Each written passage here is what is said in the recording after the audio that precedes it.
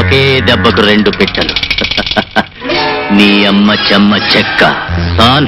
సాబ్, ఇక మన కథ నడిపించాలి. చెప్పండి సాబ్.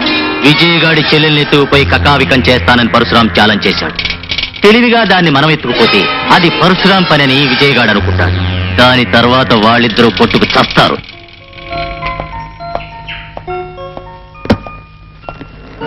లక్ష్మి, మీరు ఊటీ గెస్ట్ హౌస్ లో దిగ్గానే నాకు ఫోన్ చేయండి. ఆశ, అక్కడ మీరు ఏ భయం లేకుండా ఉండొచ్చమ్మా.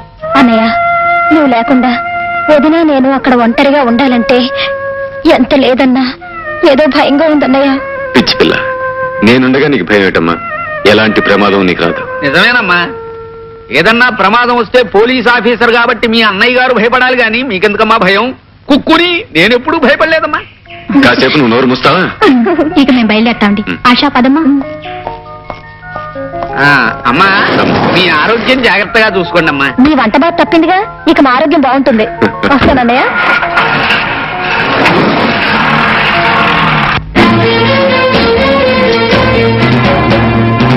కేశవ తన భార్యని చెల్లెల్ని ఇక్కడి నుంచి దూరంగా పంపించి నా నుంచి తప్పించాననుకుంటున్నాడు ఆ విజయ్. కానీ అతని చెల్లెలు ఆశ ఈ ప్రపంచపు చివరి అంచుకు పారిపోయినా ఈ పరశురాం పట్టుకు తీరతాడు.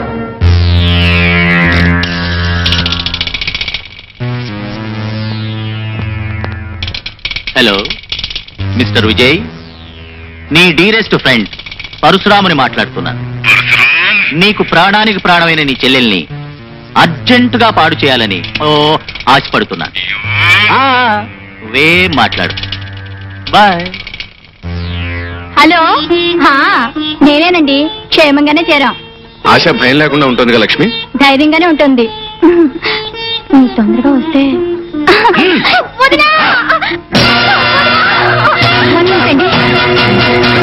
లక్ష్మి,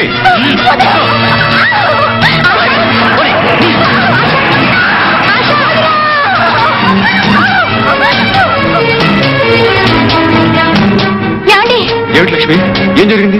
ఎందుకలా వచ్చావు? ఏమండి, ఎవరి నుంచి తప్పించుకోవాలని ఇంత దూరం వచ్చాము. ఆ నీచుడు పరశురాం ఆశని ఎత్తుపోయాడండి.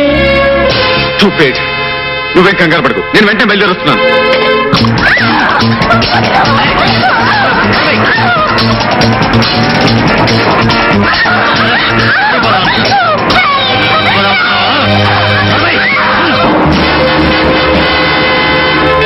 మీరు చెప్పినట్టుగా ఆశని కట్టిపడేశాను. Very good. నువ్వు తలుపులు తాళం వేసుకుని బయటికి వెళ్ళి. ఆశ, నీకు నిషాతో పాటు ఖుషి నేనిస్తా. కేశవ, ఏమిటి నువ్వు చెప్పేది నిజమా? అవును బాస్. అరిచి అల్లరి పెడుతున్నా ఆశాని ఆ జాకీ కారులో బలవంతంగా తీసుకుపోవడం నేను కళ్ళారా చూశాను. అర్థమైంది కేశవ. ఆ జాకీ ఎత్తేమిటూ తను నేరం చేసి చట్టం దృష్టిలో నన్ను నేరస్తుడిగా నిలబెట్టాలని పనిచేస్తుంటాడు. కేశవ, బాస్, ఈ ఊటీలో ఆ జాకీ ఉండే స్థావరం ఎక్కడ?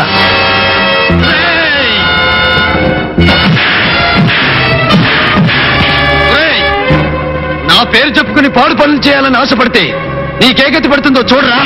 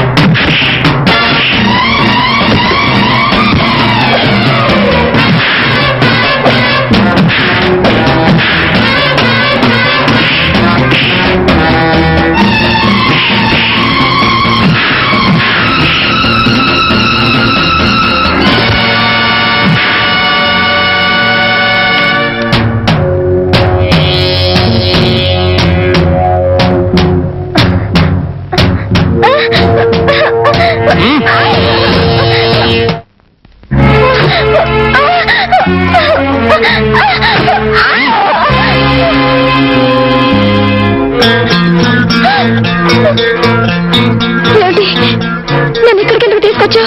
నీ బ్రతుకుని నా చేతుల్లో బంధించడానికి తీసుకొచ్చాను. నీకు దండం పెడతాను, దయచేసి నన్ను వదిలే. నువ్వు దండం పెడితే జాలి పడ్డానికి నేను దేవుణ్ణి కాను. ఇంతకాలం నిన్ను వెంటాడి వేటాడి వేధించి ఆ జాకిని చావుకొట్టి నిన్ను పట్టుకొచ్చింది వదిలేయడానికి కాదు, నీ మీద నా కసి కక్ష తీర్చుకోవడానికి. అంటే అంటే నేనేం చేస్తావు? త్వరలో నువ్వే చూస్తావుగా.